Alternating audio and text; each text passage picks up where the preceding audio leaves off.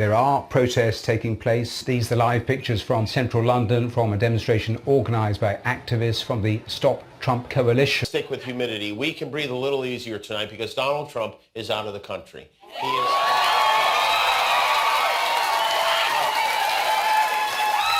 Our parents left the house. Trump is in the UK, or as he has to be reminded not to call it, the UK. Paddington Unbearable is in England for an official visit with the royal family. Wait till he finds out tea time has nothing to do with golf. He's going to be very upset. The royals are expected to greet the president and first lady tomorrow, but some clever Brits are already rolling out, well, I wouldn't call it a red carpet exactly, but rather a King Kong-sized photo of Trump with his buddy Jeffrey Epstein. This is right outside Windsor Castle, where the Trumps will be staying. Melania, don't look out the window. You don't want to... That sign, which, by the way, really put Kinko's to the test, is especially timely because this trip he's taking was planned by the UK ambassador to Washington, a guy named Peter Mandelson, who was fired last week when they found out he wrote one of the letters in the Jeffrey Epstein birthday book, which means Pete will not be there for the visit he planned, which is too bad. He and Trump would have had a lot of gross things to talk about, I'm sure. But this morning, Trump warmed up for his date with the British press by yelling at a reporter from Australia who dared to ask about the billions of dollars he's been raking in since the election. President Trump that a president in office should be engaged in so much business activity. Well, I'm really not. My kids are running the business. I'm here. You know what the activity, where are you from? I'm from the Australian Broadcasting Corporation, Four Corners Program. The Australians, you're hurting Australia, right? In my opinion, you are hurting Australia very much right now. And they want to get along with me. You know, your leader is coming over to see me very soon. I'm going to tell him about you. You said a very bad tone. Well, go ahead, John. What a little tattletale he is. I mean, going to tell his prime minister on him? I'm going to tell him you said mean things and you're going to be in trouble. He needs to make a decision. You want to be a dictator or just a dick? Because you can't... He also...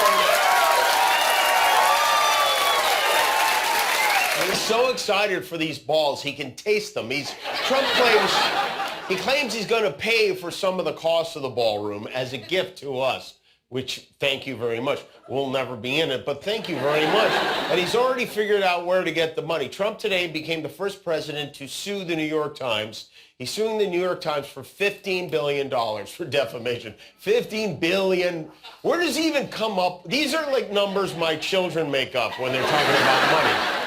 I thought he said the New York Times was failing. He thinks they have $15 billion? How much would he sue for if he thought they were doing well? Trump announced the suit this morning. He wrote, "Today I have the great honor of bringing a $15 billion defamation and libel lawsuit against the New York Times, one of the worst and most degenerate newspapers in the history of our country. The Times has engaged in a decades-long method of lying about your favorite president, me, my family business, the America First movement, MAGA, and our nation as a whole. The New York Times has been allowed to freely lie, smear, and defame me for far too long, and that stops now." And then he follows it with, "This suit is being brought in the great state of Florida." Uh-oh. And will be heard by Judge Dog the Bounty Hunter, my new appointee. Trump is, he won't win this. And the New York Times won't settle. Trump says the Times is run by a bunch of lefties. He claims they're a mouthpiece for the Democrats. And I have to say, I did do today's Wordle, and I don't know if you did, but he might be right.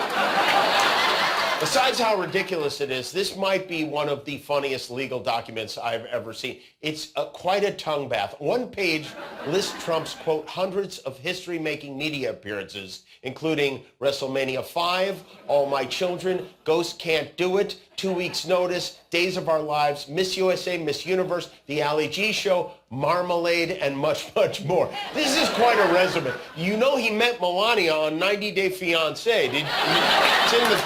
In addition to the Times, he's also filing another frivolous lawsuit against the publisher and authors of this book, Lucky Loser: How Donald Trump Squandered His Father's Fortune and Created the Illusion of Success. A book I had never heard of until today, but will now be ordering for every member of my family. You know what?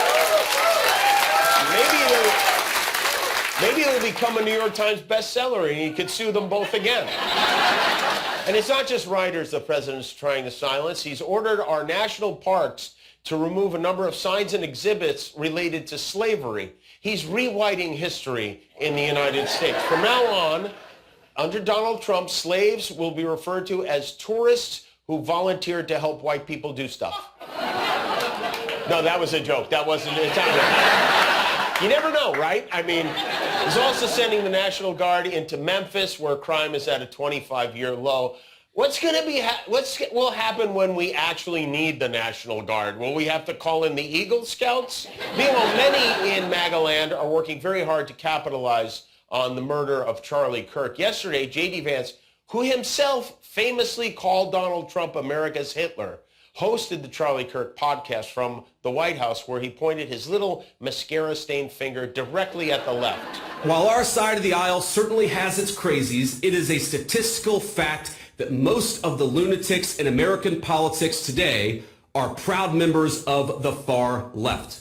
Right. And by statistical fact, he means complete bullshit is what he means. So much so that the Department of Justice just removed a study that showed white supremacy and violence from far-right groups is the greatest source of domestic terror and extremist violence in the United States. Here's a question J.D. Vance might be able to answer. Who wanted to hang the guy who was vice president before you? Was that the liberal left or the toothless army who stormed the Capitol on January 6th? The president and his henchmen are doing their best to fan the flames so they can, I guess, attack people on the dangerous left. Which is it? Are they a bunch of sissy pickleball players because they're too scared to get hit by tennis balls, or a well-organized, deadly team of commandos? Because they can't be both of those things. There's a guy on Newsmax, which if you haven't seen it, is really funny. It's like a low-rent Fox News. There's a guy named Carl Higbee, who at first glance you would think is a comedian playing a right-wing news anchor. Sadly, he is all real. Like my conservative brothers and sisters, it is us versus them. They will never get along with us, but they want us to show tolerance for them while they just scream and insult us. Done. We're not doing that anymore. We're not taking it anymore. I have no interest in tolerating your views because, you guys are radical. My mother-in-law is banned from my house. That came out of nowhere. His mother-in-law isn't even a Democrat. He just doesn't like her. It was just Boy, what a difference an election makes. 2 years ago, these meatheads couldn't shut up about the First Amendment. Now they want to skip right to the second. Elon Musk, who was so angry about conservative voices being silenced that he bought Twitter and turned it into excrement, said, the left is the party of murder. And Eric Trump was on Fox and Friends waxing poetic about Charlie Kirk's relationship with his dad. If you look at where he's created and the movement that he's built today, it's exactly what he described to me 10 years ago. And he became, obviously, dear friends of Don's. He became, that's right, probably a second son to my father. Wait, I thought you were the second son to your father. I mean, I'm starting to feel bad for Eric. This poor guy might need somebody to adopt him. In Washington today, the Senate Judiciary Committee grilled FBI Director Kash Patel. It's an honor to be here with you today as the 9th Director of the FBI to bring this fugitive to justice. We have also arrested, this may be the most important part, about to face charges at the same time last year. Ongoing investigations, that crime's free, and we're going to keep going.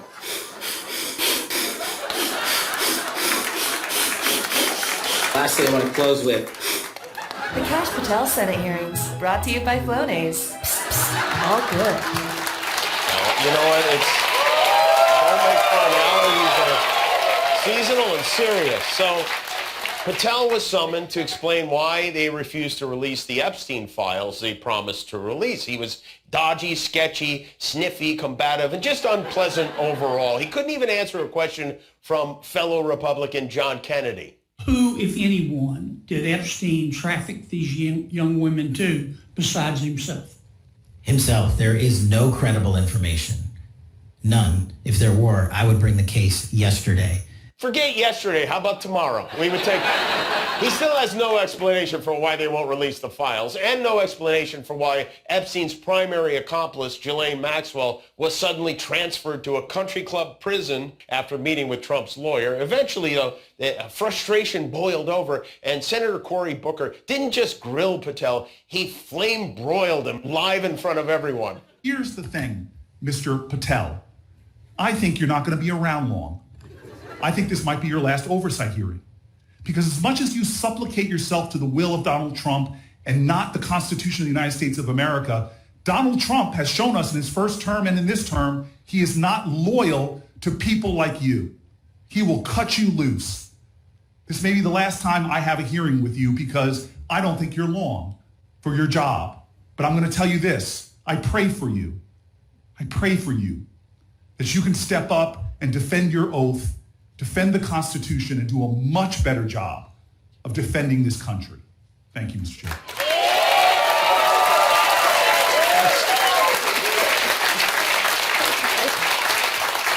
And he grounded him for 2 weeks with no TV. The House Oversight Committee today released another batch of Epstein documents, or as Trump calls them, fake documents, unless they exonerate him, in which case, real documents. That's how you can tell. But Kash Patel, I'm not sure he even has the Epstein files to release. I have a feeling Trump put them like on top of a refrigerator where he can't reach them or something. But if he ever does get them, I think he should literally take a page out of his boss's playbook and offer them for sale.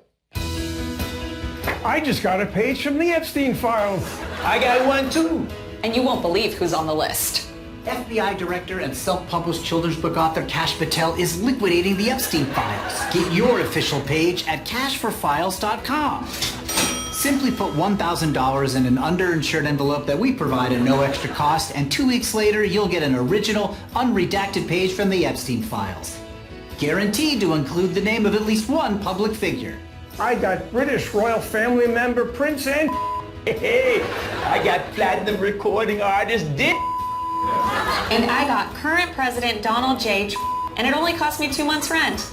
Pay cash and get a one-of-a-kind heirloom you and your family will treasure for years to come. So what are you waiting for? Go to cashforfiles.com today. First 100 orders get a bonus gift. Government evidence that there is life on other planets. A Martian penis!